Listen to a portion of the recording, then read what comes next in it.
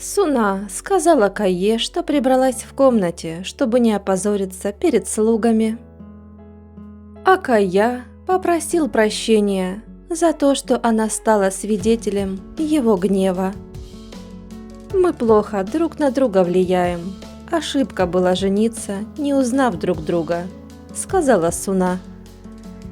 «Мы были хорошей парой, просто наши чувства разошлись», — ответил Кайя.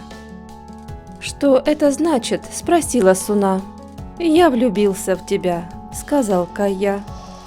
Далее он просит ее подумать и говорит, что они могут начать с самого начала, а пока идет в комнату для гостей. Когда Абедин пришел на кухню, увидел Айше, которая сегодня была дежурная. Она стала спрашивать его про налеты. Тот, успокаивая ее, сказал, что скоро отвезет ее погулять в город. Шафика в это время стояла у дверей, а затем вошла.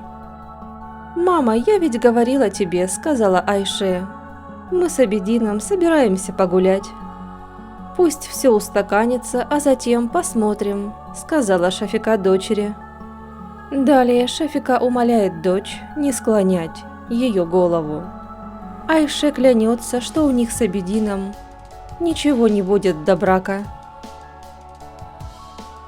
Ночью в тюрьму к Архану приходит Акеш-ага. «Кто вы и чего от меня хотите?» – спрашивает Архан. «Ты увидел, что у меня больше силы и власти, чем у твоего отца», – говорит Акеш. «И все будет, как я захочу». «Делайте уже, что хотите, мне все равно», – сказал Архан. «Ты стал марионеткой и рабом своего отца. Он такой жалкий, что не мог вытащить тебя отсюда». «Чего вы хотите?» – спрашивает Архан. «Сейчас мы с тобой договоримся, а завтра ты будешь на воле. Но впредь знай, что все теперь зависит от моего слова». «Хорошо, вытащите меня отсюда, я сделаю, что скажете», — говорит Архан.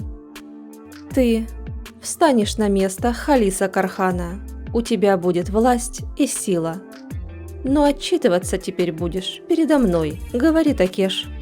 «Мне тут напели, что ты уже хотел его сместить».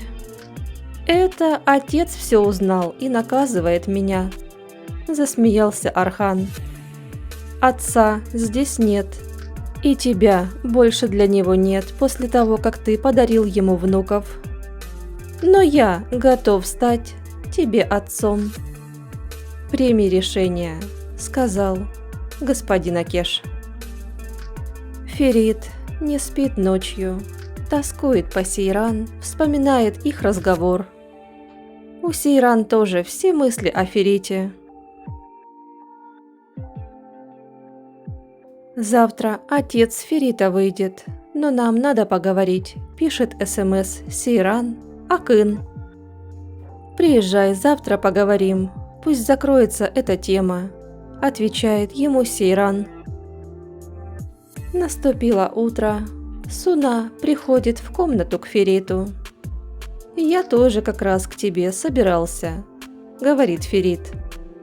«Ну рассказывай, почему твоя сестра так поступает». И Суна начала говорить, что в мечтах Сейран никогда не было замужества и ребенка, и сейчас она живет той жизнью, которой хочет. Похлопав Суне в ладоши, Ферит говорит, что идет к Казыму разговаривать как мужчина с мужчиной. Кайя снова ловит Суну на лжи, которая сказала ему, что поднималась наверх Касуман.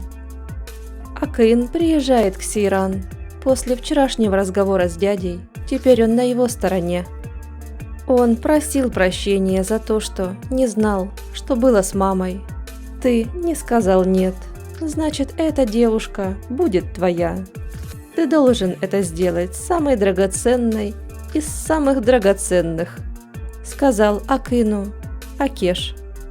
«Хорошо, дядя, это будет», — отвечал Акын. Узнав, что Архан вот-вот будет дома, Сейран хотела позвонить Фериту. но Акын остановил ее. Суна предлагает Кае поужинать и все обсудить. Вдруг позвонила Сейран. Суна говорит Кае, что с ней что-то случилось, и она засобиралась в дом отца. Далее Суна перезвонила Сейран и предупредила, что к ним едет Ферит. В связи с последними событиями за всеми женщинами в доме незаметно следят телохранители. Кая у Латифа спрашивает номер телефона телохранителя Суны. В дом Шехмуза приезжает и Факат. По распоряжению Халиса Аги она привозит Нукет, авиабилеты, номер в отеле и другие формальности для поездки в Лондон. А к Нукет снова приходит подруга. Но и Факат не совсем понимает, что происходит. Далее Нукет и Факат, как и раньше, начинают припираться. Кто и кем приходится Халису Кархану, и кто и что для него значит. Нукет напоминает, что она ему родная, кровная дочь. Приходит Шехмуз, и Факат засобиралась домой. Шехмуз предлагает ей посидеть, но и Факат говорит, что посидит в домашней обстановке, когда Нукет уберется отсюда. Шехмуз выходит проводить и Факат.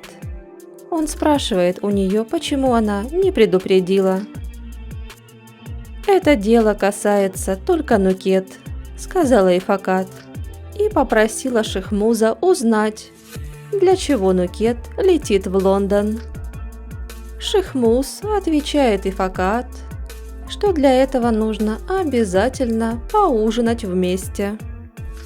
Прощаясь, он хотел приобнять Ифакат, но та забеспокоилась, что увидит Нукет.